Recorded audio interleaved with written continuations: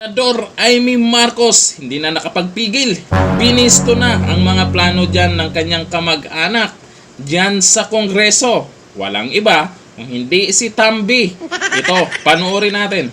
Aside from this being a political problem, it also becomes a family problem because you are first cousins with the speaker. You are the older sister of the president. It puts the president also in a very awkward situation, di ba?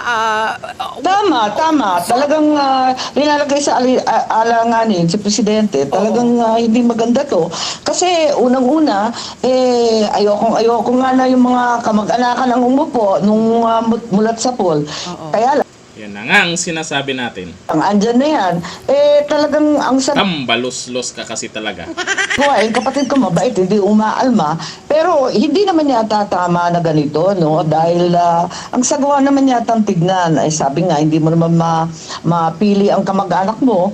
Pero sa kabila noon, talagang hindi ko naman akalain na magkakaganito. Ano ba ito? Para lang i-etsapuera yung mga Duterte. Ganun lang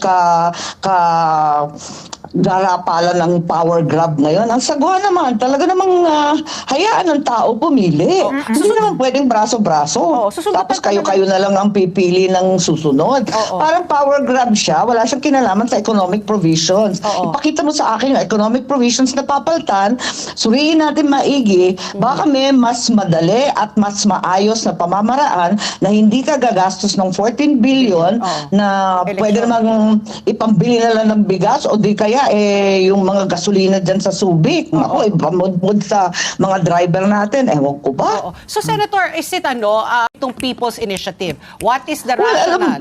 Sige po. Ewan ko, bakit nagpapakamatay? Layo ng 2020, bira naman, no? Pero, ang akin, kasi, ang sinasabi lagi, economic provisions, kinakailangan daw paltan sa ating konstitusyon dahil wala daw papasok na investment. Hindi naman totoo, para ating binibida na bilyon-bilyon yung pledges at bumabiyahe si Presidente, minamarket ang Pilipinas. Anong sinasabi na walang pinapasok? Higit sa lahat, alin ba talaga ang papaltan? Kung economic provisions, ituro nila, ilista nila saan ba yun? Dahil nung panahon ni Presidente Duterte, nakita naman natin, pwede naman paltan by law, pa isa-isa. At kinaya naman natin yun, dun sa Public Services Act, yung telecommunications nga, covered dun eh.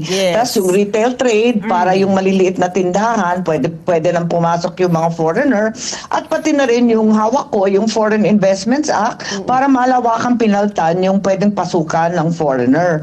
Hindi ko nga maintindihan, pwede naman pala yung paisa-isang ganon, hindi ka naman gagastos ng 14 billion, at hindi naman magkakagulo yung buong mundo, at talagang kung ano-ano na naiisip natin, at 20 million ang kada distrito. I'll bring it up again, Senator, itong papel na pinapaikot at pinapapirmahan. So, yung kanina, yung disinformation, panliling lang na kanina nga yung nagpapaliwanag, ito, pirma kayo para maging batas na. Yung tupad, yung AIX, yung MAIP na yan. Pero ito actually, pinapapirma, kung mapapakita lang natin yung papel, ay doon sa pagbabago, doon sa provision sa Constitution, na kung magkakaroon ng amendment, kasi nagkaroon ng may debate pa rin kung if it is the Congress and the Senate voting jointly or separately, to any amendment to the Constitution. Yun po ang nakalagay sa papel.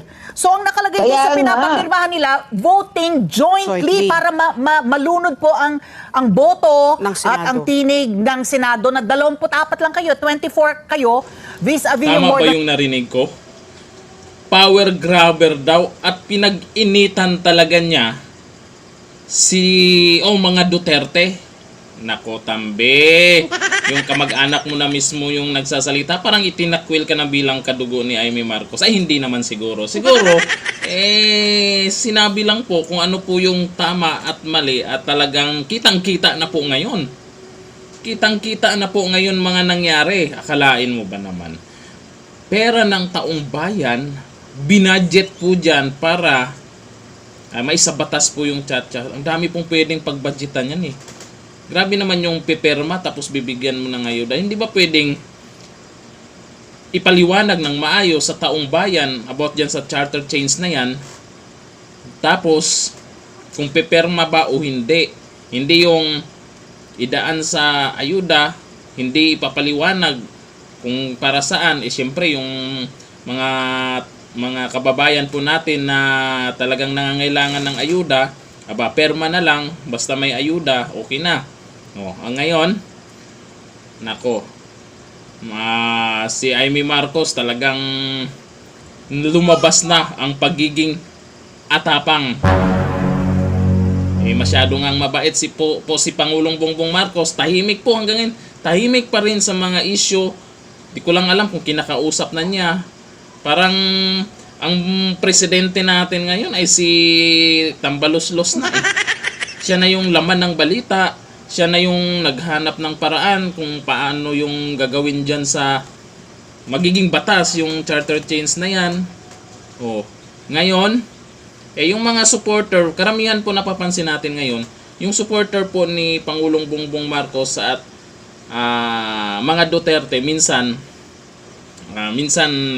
nagkakanya-kanya na, at kahit yung supporter ni Pangulong Bongbong Marcos, parang napapansin ko, parang hindi nila dinedepensahan si Romualdez. Di ba? Dapat gano'n naman talaga. Ang gusto natin ay unity, magtulungan yung presidente at vice-presidente. Kung merong iba dyan, kahit kamag-anak pa ng Pangulo, na sa tingin natin ay hindi na tama yung ginagawa, ay ba't pa natin susuportahan? Di ba? Mismong kadugo niya na si Amy Marcos ay hindi na sinusuportahan yung mga desisyon dyan sa Kongreso. Nako, kayo, sa tingin nyo, ay magpapatuloy ba itong mga galawan ni Tambi?